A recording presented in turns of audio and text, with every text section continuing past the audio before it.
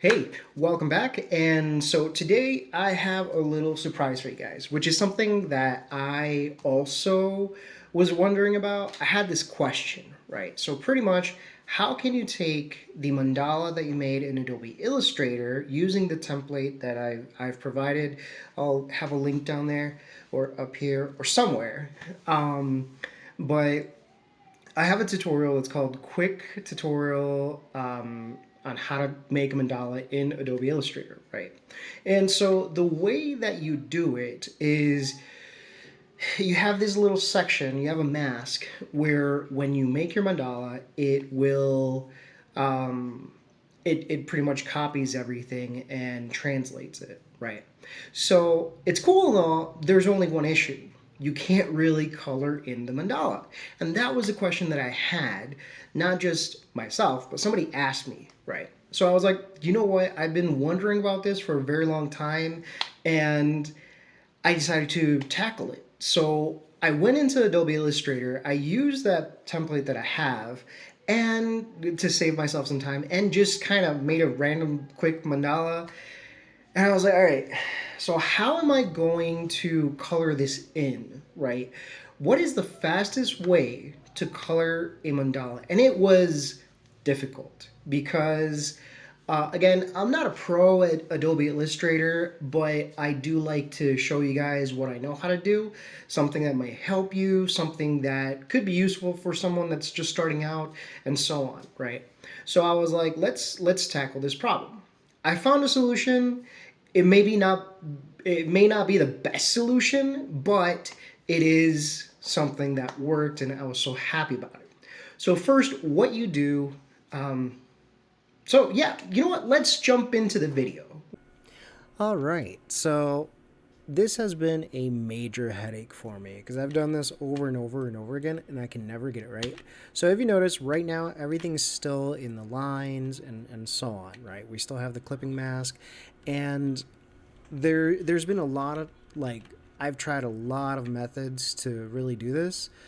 For example, just go in object, expand appearance, and then everything turns into, well, just different objects. So I no longer have the ability to move it as I was moving it a moment ago, where now I can actually, everything's like individual. And so I would have to like shape everything like by hand. I would have to manually create all the shapes. And one way I thought about it is doing this, right? Putting a shape in front. Um, Sorry, let me send that all the way to the back.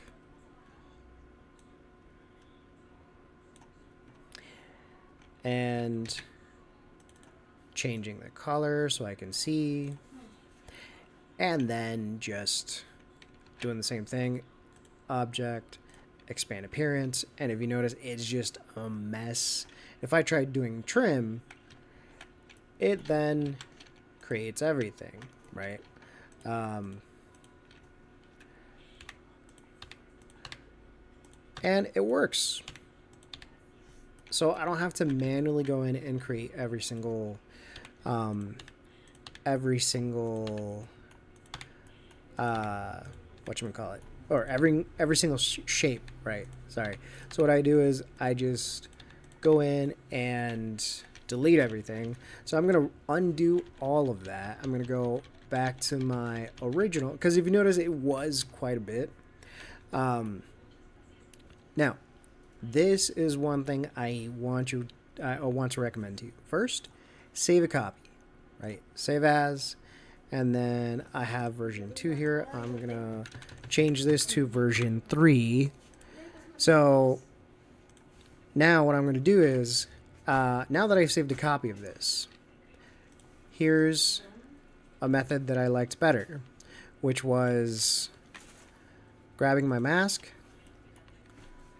making sure I'm in the direct selection tool, and then copy, Control Shift Paste, or just right click and paste in place. Sorry, edit, paste in place. Now I want to make sure I have the right one, because if you notice, when I selected it, if I turn it off, the mask doesn't hide. Whereas if I hide the mask, it shows it, right? So bring this all the way to the back, change the color, and it's already, like, everything's already, like, mirrored. So it's not using more memory than necessary, from at least that's what I believe. So again, select everything, object, expand appearance, and then trim. Right, trim right here in Pathfinder. All I got to do now is select everything, make sure it's all ungrouped, and let me see. I think it's easier to use the selection tool. No, yeah, because it does select everything there. So yeah, no, go ahead and just manually select all of these exterior ones.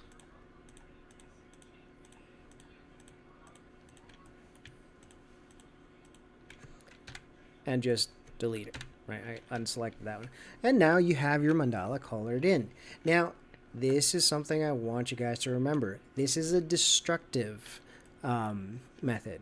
So what happens is that, if you notice, you have to make sure that your mandala is finished, or else you're going to have to. And this is why I told you save a copy, because right now I can actually just select these, change the color, and I can select whatever color I want the mandala to have, right?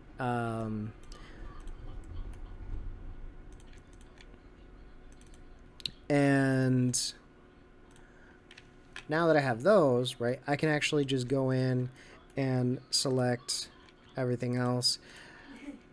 You can go ahead and use the shape builder tool and make these into one shape, but the problem there is that it's just a very long process. If your computer can handle it, great, but it does end up taking a lot of processing power.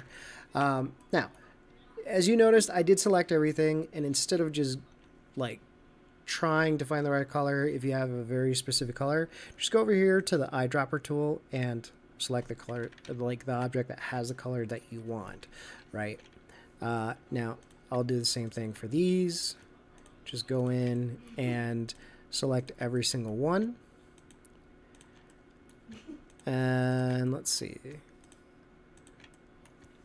And you can probably hear my kids in the background, or at least my son laughing. All right. I don't know what they're watching, but anywho, all right. So again, I've selected that, and voila. So this makes it into a very quick process to color in my mandala. It is permanent, right? So you want to second guess it? No, not second guess. You want to think about it twice before you decide to do it this way, because the problem there is that once you do it, it's done. That's why I said create a copy, and that's why I usually also, to switch to the eyedropper tool, it's the keyboard I, right? And there you go. So if you notice, it's coming together. Ooh, this one was one where I was sort of trying to.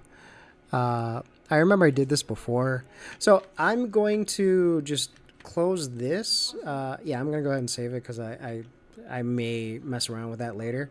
But if you notice, if I go over here and open up this version 2, I think I use the same colors.